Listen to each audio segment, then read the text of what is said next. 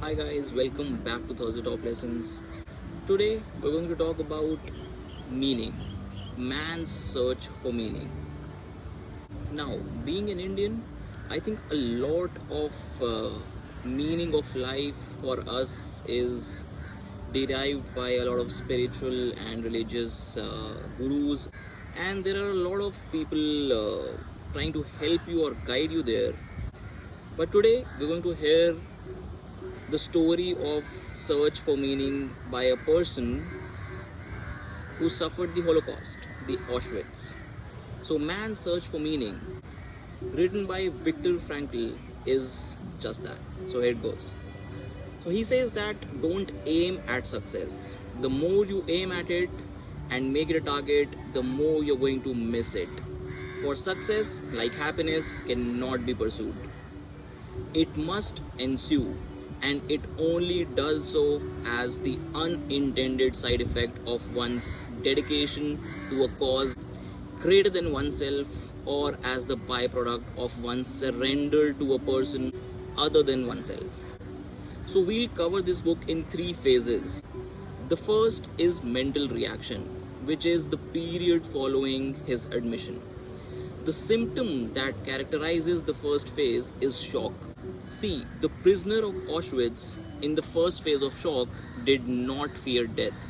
Even the gas chambers lost their horrors for him after the first few days. After all, they spared him the act of committing suicide. The second period is being entrenched in the prison routine.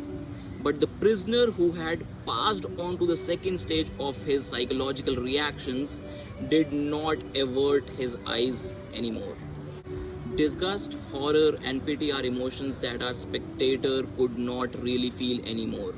The sufferers, the dying, and the dead became such commonplace sights to him after a few weeks of camp life that they could not move him anymore. He says that the medical men among us learned first of all, textbook tell lies. Somewhere it is said that man cannot exist without sleep for more than a stated number of hours. Quite wrong. I had been convinced that there were certain things I could just not do, but was able to do it in the camps. In general, there was also a cultural hibernation in the camp. There were two exceptions to this, politics and religion, and somehow it feels it's still the same. These two topics have always been the cornerstone of community building, and I think will continue to do so. See, love goes very far beyond the physical person of the beloved. It finds its deepest meaning in his spiritual being, his inner self. Whether or not he's actually present, whether or not he's still alive at all, ceases somehow to be of importance. I mean, pain and some positive realization about life is so deeply entrenched in this book that, I think it's a must read for everyone. The attempt to develop a sense of humor and to see things in a humorous light is some kind of a trick learned while mastering the art of living. Yes, it is possible to practice the art of living even in a concentration camp. Although suffering is omnipresent. To draw an analogy, a man's suffering is similar to the behavior of gas, pun intended. If a certain quantity of gas is pumped into an empty chamber, it will fill the chamber completely and evenly, no matter how big the chamber. Thus, suffering completely fills the human soul and conscious mind, no matter whether the suffering is great or little. Therefore, the size of human suffering is absolutely relative. Let's talk a bit about decision making. At times, lightning decisions had to be made. Decisions which spelled life or death. The prisoner would have preferred to let the fate make the choice for him. This escape from commitment was most apparent when a prisoner had to make the decision for or against an escape attempt. It truly meant life or death. And in such situations, people usually give up and let fate decide. The majority of prisoners suffered from a kind of inferiority complex. We all had once been or had fancied ourselves to be somebody. Now we were all treated like complete non-entities. You see, the consciousness of one's inner value is anchored in higher, more spiritual things and cannot be shaken by camp life. But how many free men, let alone prisoners, actually possess it? Without consciously thinking about it, the average prisoner felt himself utterly degraded. Victor says that we who lived in concentration camps can remember the men who walked through the huts comforting others, giving away their last piece of bread. They may have been few in number, but they offer sufficient proof that everything can be taken from a man but one thing, the last of human freedoms, to choose one's attitude in any given set of circumstances, to choose one's own way. This, I think, is the bottom line of this book. He says that if there is a meaning in life at all, then there must be a meaning in suffering. To all those people who are suffering, this one's for you. Suffering is an ineradicable part of life, even as fate and death. Without suffering and death, human life cannot be complete. So just hang on a little longer, and it's just a part of life. Now let's talk about emotions. He says that emotion, which is suffering, ceases to be suffering as soon as we form a clear and precise picture of it. Let's expand a bit on the attitude piece. He who has a why to live for can bear with almost any how, could be the guiding word for all psychotherapeutic and psychohygienic efforts regarding prisoners. Life ultimately means taking the responsibility to find the right answer to its problems and to fulfill the task which it constantly sets for each individual. When a man finds that it is his destiny to suffer, he will have to accept his suffering as his task, his single and unique task. He will have to acknowledge the fact that even in suffering, he is unique and alone in the universe. No one can relieve him of his suffering or suffer in his place. His unique opportunity lies in the way in which he bears his burden. Now we come to the third stage of a prisoner's mental reaction, the psychology of the prisoner after his liberation. But prior to that, we shall consider a question which the psychologist is asked frequently, especially when he has personal knowledge of these matters. What can you tell us about the psychological makeup of the camp guards? See, he puts it beautifully here. It is apparent that the mere knowledge that a man was either a camp guard or a prisoner tells us almost nothing. Human kindness can be found in all groups, even those which as a whole it would be easy to condemn. The boundaries between groups overlapped, and we must not try to simplify matters by saying that these men were angels and these were devils. From all this, we may learn that there are two races of men in this world, but only these two. The race of the decent man and the race of the indecent man. Both are found everywhere. They penetrate into all groups of society.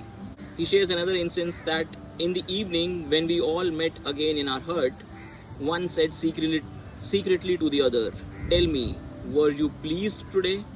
And the other replied, feeling ashamed as he did not know that we all felt similarly. This is after the liberation. He said that truthfully, no, we had literally lost the ability to feel pleased and had to relearn it slowly. See, psychologically, what was happening to the liberated prisoners could be called depersonalization. Everything appeared unreal, unlikely, as in a dream. We could not believe it was true. How often in the past years had we been deceived by dreams? They were actually dreaming of liberation, and all of a sudden when they got it, they simply could not believe it. Another interesting take here about our own inhibitions is, he says that the body has fewer inhibitions than the mind. It made good use of the new freedom from the first moment on. It began to eat ravenously for hours and days, even half the night. And when one of the prisoners was invited out by a friendly farmer in the neighborhood, he ate and then drank coffee, which loosened his tongue, and then he began to talk, often for hours. The pressure which had been on his mind for years was released at last. Hearing him talk, one got the impression that he had to talk and that his desire to speak was irresistible. Imagine the kind of pressure. See, it would have been an error to think that a liberated prisoner was not in need of spiritual care anymore. We have to consider that a man who has been under such enormous mental pressure for such a long time is naturally in some danger after his liberation, especially since the pressure was released quite suddenly. During this psychological phase, one observed that the people with natures of a more primitive kind could not escape the influence of the brutality which had surrounded them in camp life. The only thing that had changed for them was that they were now the oppressors instead of the oppressed. They became instigators, not objects of willful force and injustice. Only slowly could these men be guided back to commonplace truth that no one has the right to do wrong, not even if wrong has been done to them. See, he talks about two more feelings: bitterness when he went back to his hometown, only to be met with a shrug of the shoulder, and disillusionment when his hope of living in the camp was that someone was waiting for him, but now this person was no more. All that he had dreamed didn't exist in the same fashion, as reality is different from what they had dreamt liberation would be like. A man who for years had thought that he had reached the absolute limit of possible suffering now found that suffering has no limits and that he could still suffer more and still more intensely. Now he was suffering against the reality of his own dreams. To close, man's search for meaning may arouse inner tension rather than inner equilibrium. Such a tension is inherent in the human being and therefore is indispensable to mental well-being. We should not be hesitant about challenging man with a potential meaning for him to fulfill. What man actually needs is not a tensionless state, but rather the striving and struggling for a worthwhile goal, a freely chosen task. So in essence, each situation in life represents a challenge to man and presents a problem for him to solve. The question of the meaning of life may actually be reversed. Ultimately, man should not ask what the meaning of life is, but rather he must recognize that it is he who is asked. In a word, each man is questioned by life, and he can only answer to life by answering for his own life. To life, he can still only respond by being responsible. So he talks about, Viktor Frankl became a well-known psychologist, and then his line of work was called logotherapy that he published in the second half of the book. So logotherapy, in essence, sees in responsibleness the very essence of human existence. According to logotherapy, we can discover the meaning in life in three different ways. First is by creating a work or doing a deed. Second is by experiencing something or encountering someone via love, and third is by the attitude which we take towards unavoidable suffering. So thank you so much for watching. Hope this story of someone who's been through Auschwitz can help you alleviate some of your sufferings and get to the meaning of life.